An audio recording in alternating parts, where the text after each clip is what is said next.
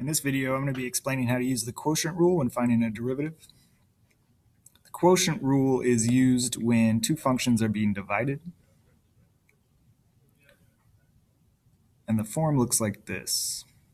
We take the derivative of that top function and multiply it by the original bottom function. Then we subtract the product of the original top function times the derivative of the bottom function. And we put that all over the original bottom function squared. So the derivative of the top function times the bottom function minus the top function times the derivative of the bottom function all over the bottom function squared. There's lots of rhymes that go along with that to help you remember. One of them goes like this: low-d high minus high-d low, and low squared goes down below. And there's lots of variations of that. But really what it's saying is take the low function or the bottom function and multiply it by the derivative of the top function minus the top function times the derivative of the bottom function all over the bottom function squared. However you want to do it, you just got to have it memorized and be able to use it. Let's practice. Here we have a function called h. The numerator has an input, the bottom or denominator also has an input. And so we have two functions being divided.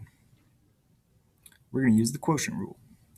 If you find your two derivatives, the derivative of the top and the derivative of the bottom, then all you have to do is substitute everything into your quotient rule form. So if we find the derivative of the top, the derivative of 3x squared is 6x. Find the derivative of the bottom function. Derivative of 4x to the fourth minus 2 is 16x cubed minus 0, so just 16x cubed. So now we have our original functions, we have our derivatives, we can just plug them into this form right here.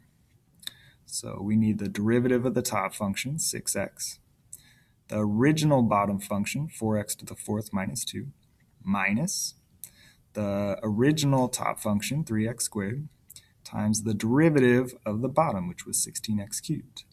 And below that, we put the original bottom function squared. So make sure you put it in parentheses and square it if it's more than one term. Then comes the fun part, simplifying all of this. On top, just distribute and combine any like terms.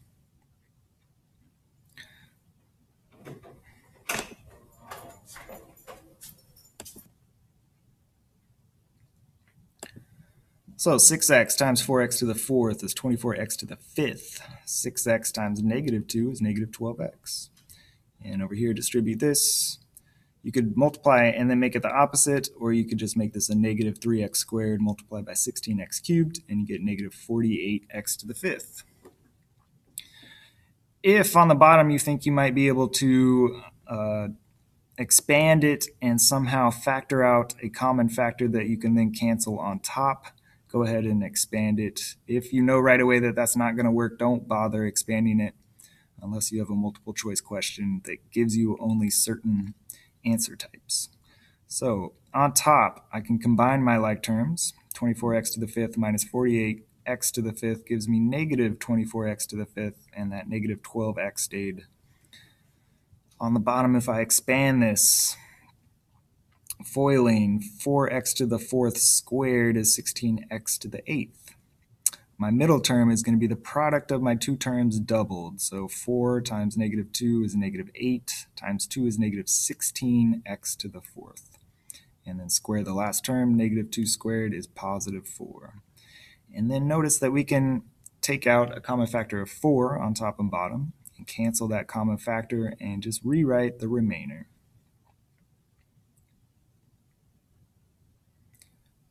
One more example. A little bit more terms. But again, we got an input on top and an input on the bottom. We have two functions being divided. I'm going to use the quotient rule. So given the function y, find the derivative of y with respect to x. Y prime represents the derivative. I'm using that product rule. I want to find the derivative of the top. derivative of x squared plus 3 is 2x, times the original bottom, minus the original top, x squared plus 3 times the derivative of the bottom. Derivative of 4x minus 7 is 4. All over the bottom squared, so 4x minus 7 all squared. Distribute and simplify or combine any like terms. 2x times 4x is 8x squared. 2x times negative 7 is negative 14x. And we could multiply these two together and then make each of them the opposite, or we could simply say that this is negative 4 times x squared is negative 4x squared, and negative 4 times 3 is negative 12. Looking up top, it doesn't look like I could take out any common factor that's going to result if I FOIL the bottom, but you can go ahead and check if you don't or you're not sure. On top, I could take out at most a 2. On the bottom, I can't even take a 2 out because of that 49. So all I can do is combine like terms on top and just leave it in that form. So 8x squared minus 4x squared is 4x squared, and negative 14x and negative 12 were left over. So you could leave it in that form, or you could convert it back to that binomial squared form. You could even factor a 2 out of the top, but really it doesn't matter. I mean, the value is the same. It just matters maybe if it's a multiple choice test and they only give you specific answer types. But in general, you always want to simplify as much as possible. After that, lots of different ways it can look. Be careful when using the quotient rule, because just because it looks like two things are being divided does not mean that you have two functions being divided. So do not overuse this rule because it takes a lot of work to get it, and if you use it when it's not even necessary, you're wasting your time. So here's two examples where we don't even need the quotient rule, even though it may look like we do. On this example, notice that the top has inputs, but the bottom doesn't. So this really isn't two functions being divided. It's really just one function. We could rewrite it as 1/6 times the quantity x squared plus 3x, and then just find the derivative of that. So we take that constant out to the front, ignore it for a minute while we take the derivative of x squared plus 3x. The derivative of x squared is 2x. The derivative of 3x is 3. And we can multiply that back to our 1/6 and get 2x plus 3 over 6. Or you can break that apart into two fractions and have 1/3 x plus 1/2. But again, not the quotient rule. We didn't need the quotient rule on that. Here's one where we have inputs on top and the bottom, so we may think, ooh, quotient rule, definitely. But if we simplify first, we end up not even having to use the quotient rule.